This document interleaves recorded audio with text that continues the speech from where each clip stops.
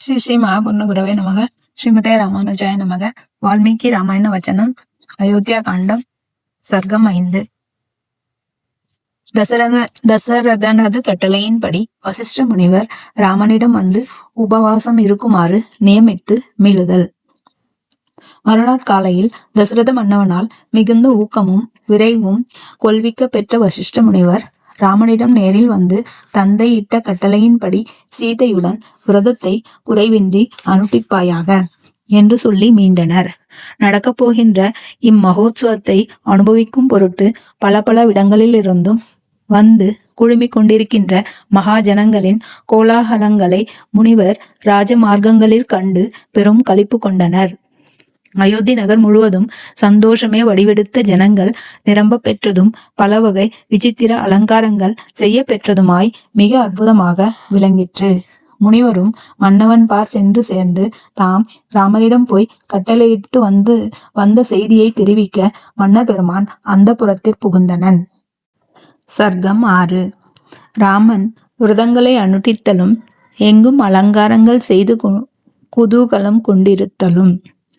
வசிஷ்ட முனிவர் தன்னிடம் வந்து நியமித்து மீண்ட பின் ராமன் நியமங்களில் தவறாது நின்று சீதையுடனே கூடி ஸ்ரீமன் நாராயணனை வழிபாடு செய்தனன்.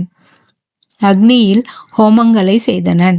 உபவாசத்துடனும் மௌன விரதத்துடனும் தேவாலயத்தில் தர்பசயனத்தின் மீது சீதையும் தானுமாய் படுத்திருந்து அன்று இரவை கழித்தனன்.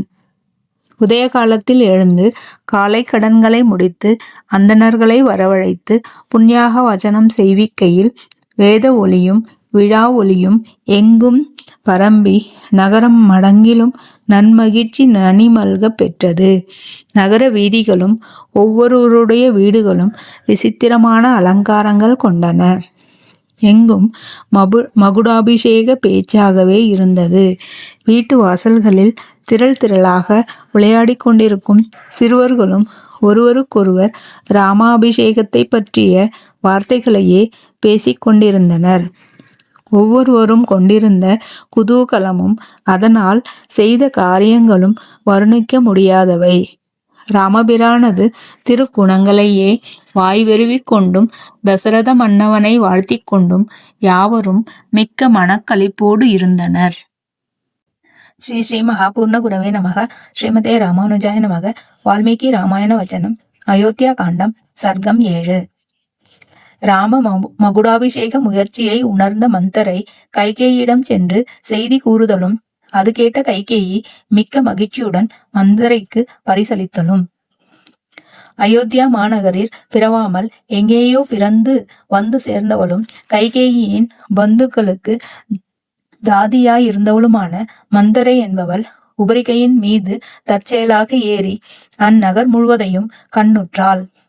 எங்கு பார்த்தாலும் அலங்காரமயமாகவும் வேத ஒளிமயமாகவும் விழா ஒளிமயமாகவும் இருக்கின்ற அதிசயத்தை அபூர்வமாக கண்டாள். அளவு கடந்த ஆச்சரியம் அடைந்தாள். அப்பொழுது ராமனது செவிலி தாயாகிய ஒரு பெண்மணியும் பொறிகையின் மீது தன்னொருகில் மிக்க அலங்காரங்கள் பொருந்தி இருப்பதை கண்ட அந்த மந்தரையானவள் அவளை நோக்கி, ஊரடங்களும் இவ்வளவு விபவங்கள் விஞ்சியிருப்பதற்கு யாது காரணம்? அதிகமாக கொடை புரிந்தறியாத கௌசல்யையும் இன்று விசேஷமாக தான தர்மங்கள் செய்கின்றாளே, இதற்கு யாது காரணம்? தசரத மன்னவன் ஏதேனும் மகிழ்ச்சி விஞ்சிய காரியம் நடத்த உத்தேசித்து இருக்கின்றேனோ, இதை எனக்கு உரைக்க வேணும் என்றாள். அதற்கு அவள் உண்மையான செய்தியை இவளிடம் சொல்லலாகாது என்பதை அறியாது ராமனுக்கு மகுடாபிஷேகம் நடைபெற போகிறது என்பதை பேரு உவகையுடன் பகர்ந்தாள். அது கேட்ட மந்தரை உடனே மனம் தழும்பி மிக்க பரபரப்புடன் கீழிறங்கி கைகேயியின் அந்த புறத்திற்கு சென்று அவளை நோக்கி, அடி மதி கெட்டவளே, உன் தலைமேல் இடி விழுந்திருக்க இப்படி உறங்குவாயோ? உனக்கு பல பல துன்பங்கள் நேரிடப் போகின்றன என்பது தெரியவில்லையா? மன்னவன் உன்மீது காதல் கொண்டிருப்பவன் போல் நடிக்கின்றானே, அல்லது உண்மையான காதலை உன்மீது வைத்திலன் கான், அநியாயமாய் ஏமாந்து போகின்றாயே என்று கூக்குரலிட்டனள். ராமன் கதை கேளுங்கள், ஸ்ரீ ரகுராமன் கதை கேளுங்கள், ராமன் கதை கேளுங்கள்.